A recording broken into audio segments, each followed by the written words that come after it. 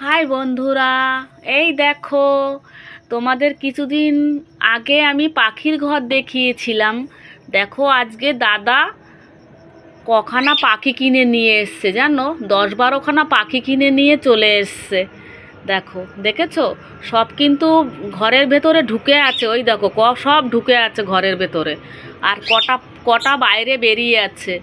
কেন বলো তো? এদের 4-5টা পাখি বাইরে বেরিয়ে আছে এই কারণে বাস্কগুলো লাগানো হয়নি।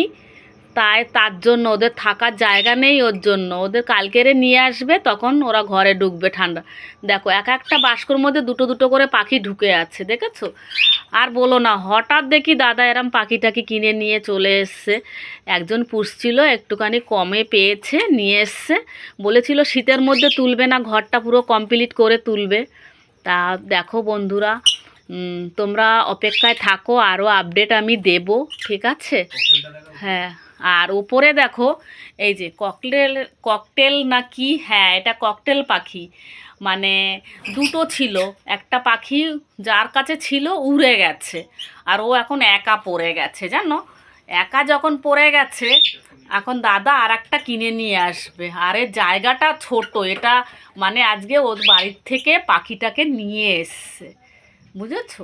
ও পাখিটাকে নিয়ে এসছে, নিয়ে এসে ছোট জায়গার মধ্যে রেখেছে। ও নড়তে চড়তে পারছে না, দেখেছো? দেখো, এই দেখো।